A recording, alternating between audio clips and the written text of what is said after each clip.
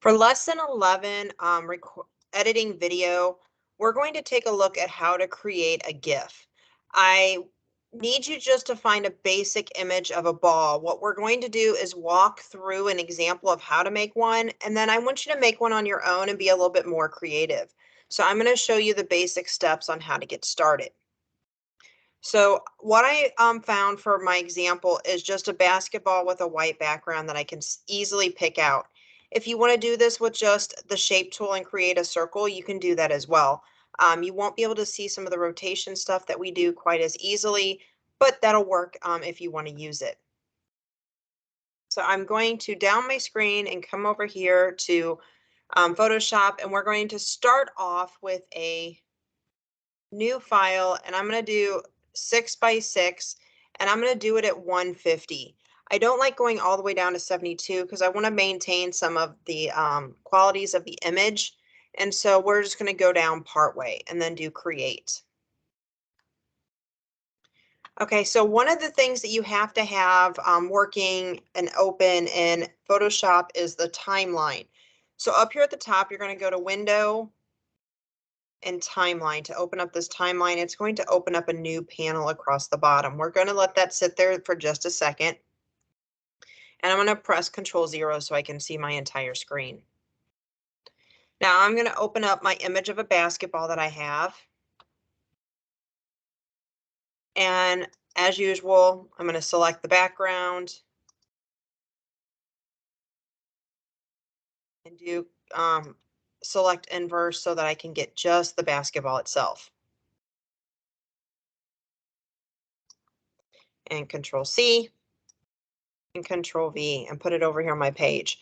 Now I want to shrink it down to about this size, and I'm going to pull it up here and I'm going to place it in my corner. Now again, just like before, if something's sticking off of the page, you won't be able to see it, but it'll still have, it's not losing anything for you. So you can just move it over to the side if you want, okay? What we're going to do is we're going to make this ball bounce down and back up again.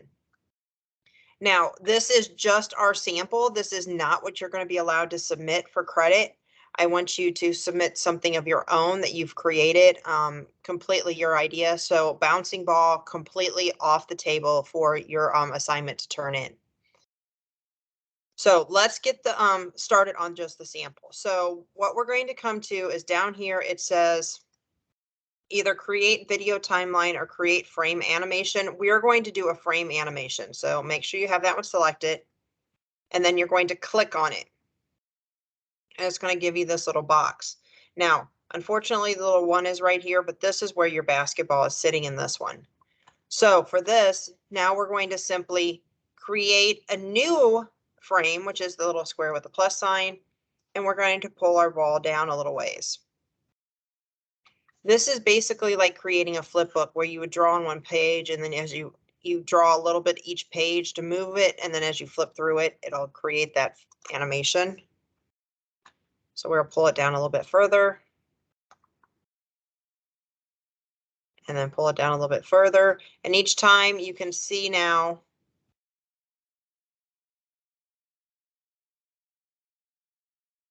what's going on in here. And you could even do to the point that when it hits the floor, I'm going to create a new layer. And in this layer, I'm going to have like the little cartoon kind of thing go. Oh, I don't want it in pink though. I'm going to do it in black.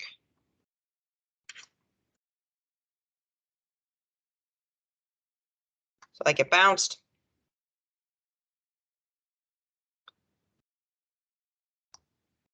Now, if I go back one frame, I can see that it's opening in all these other frames. So what I would have to do is come back and just close that layer in all the frames that I don't want it in. I know I only want it in layer 6 because that's when the ball hits the ground. So now if I go boom, boom, boom, boom, boom, and then it hits, open the layer.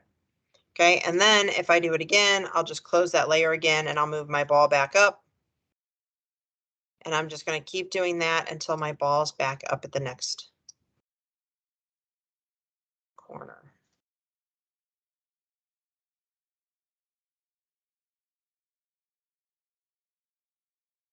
There we go.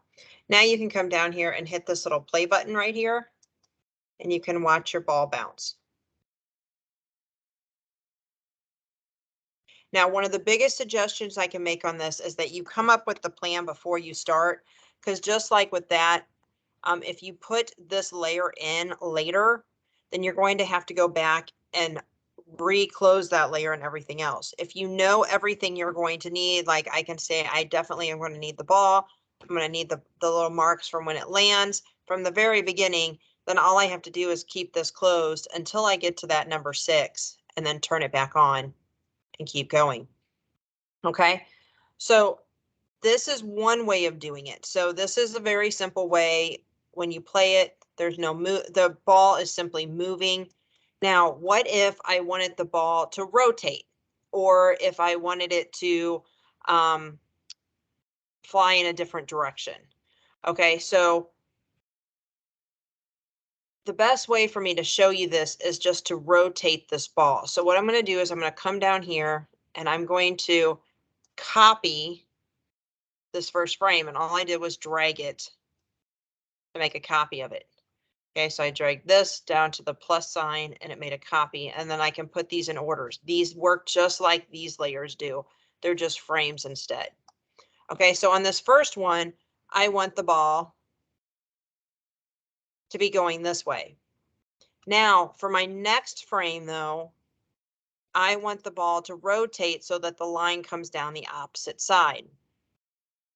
To do that though, if I rotate it, it's going to rotate all of these, and I don't want it to rotate everything. So again, I'm going to have to create a new layer. Oops, I don't want a brand new layer. I want a duplicate layer of layer 1. And then in this layer, in this copy layer, I'm going to rotate my ball. Okay. Now the problem is you now have the second ball through all of these. So you're going to have to open up all these layers again. Oh. And you can select them all and close. So what I did was I selected 12, press and held shift and selected 1, and I'm just going to close that layer. And then I want it open on layer 13, but I don't want the layer 1 done. So now I can move this one. And now if I go back and forth between the two, you can see my ball rotated. So a good example of this, let me find a photo real quick and I will.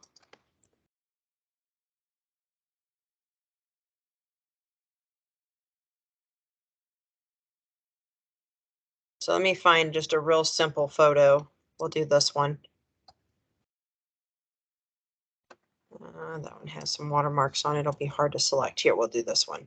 So I'm going to copy this image and I'm going to go back into Photoshop. And instead of the ball, we're going to do Santa now. Okay, so this is my little Santa.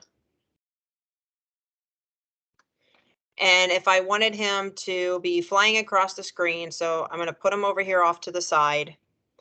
And I'm going to go ahead and delete all these basketball ones just so we don't get confused. Oh, and I erased my Santa. There we go. So now if I wanted to do Santa, and I want him to fly across the screen, I would simply, oh, now I lost him. I won't pull him all the way off the screen. Here we go. Start right here. I want him to fly across the screen. I would simply move him a little bit each time. Okay, but then when he gets off the screen, I want him to fly back, but I want him to fly in the opposite direction. That's when I'm going to have to make that new layer. So if I come up here and I'm going to make a copy to layer 3, and I'm going to go up to edit and transform, and I'm going to flip him horizontally. So now he's coming back the other direction. The problem is now that, again, I have him going in both directions in all of these. So I'm going to select all of these and I will close layer 3. And then I'll come here to the end, create a new one, close layer 3 here and open the layer 3 copy. And now every time I create a frame, I can just pull this across. Whoops, didn't hit new frame on that one. There you go. So now if I watch him, he flies back and forth. Now he's going super, super fast, and you can change that by coming down to your frames down here. Stop them. See if we can do them all at one time. I'm going to select them all, and I'm going to turn it to like 0.2 seconds. And if I play it, now he flies a little bit slower back and forth. Okay, so you can change the amount of time that he's flying all down here, or how fast it moves across the screen. The more detail you want to add, the smoother you want it, the more frames you're going to have. So when you get done, you're going to go ahead and save this as a Photoshop file like we normally do. By the way, I highly suggest naming your layers, making multiple folders if you need to. So if you need to put some in a folder so you know what they are. I always label mine if I have a lot of changes through my levels or through my layers. I name the layers like frame 1, frame 2, frame 3, just so I know what they link to. Or on this one, when we turned, directions would be frame 6. I would name this one frame 6 so I would know where it was starting. So I'm just giving myself as much backup as possible, okay? So you can use images, you can use shapes, text, you can draw on this, whatever you want to do to create your own kind of concept. And I'm going to show you 2 really good examples of this in just a moment. But after you save it as a Photoshop file, then you need to save it as a GIF. And how you do that is you come up here to File, and you go to Export, and Save for Legacy. Or Save for Web Legacy. Now this sometimes will take it just a minute, once you get a lot of frames in there. To get a really good basic GIF, I would have at least 20 frames. More the better. I believe I had a student, one of them that I'm going to show you, the student had close to 80 frames in it, I believe it was, by the time he was done. I don't expect you to go that crazy, but to get a really good smooth one, you're going to have to use a lot. Then you're going to come up here and you're going to change your preset. Actually, not the preset. You're going to change this one right here to GIF. Okay, so this little box, change it to GIF. We want it to loop forever, which is down here, so that means it just keeps running. So change this forever and hit save. And you're going to save it into the folder where you want it to be saved to. And I'm going to name mine lesson 11. There we go. And hit save. Then if you come back out, you can actually watch it. Okay. Those 2 examples that I was talking about, this is a student example that he made, that one of my students made, and you can see it has an insane amount. Now he did, he could have spaced these out a little bit more. He put them really, really close because he wanted them to be smooth, but he probably could have done like 5 on each side of the roller going up.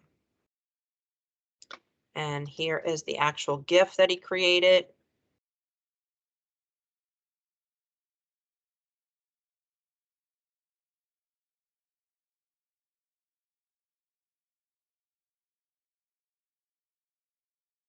Okay, so you can do something like that. It looks pretty simple, but you saw how much work he put into it. And then this is one that I created for an example. And what I did was I had some of these on a set layer so that they never moved.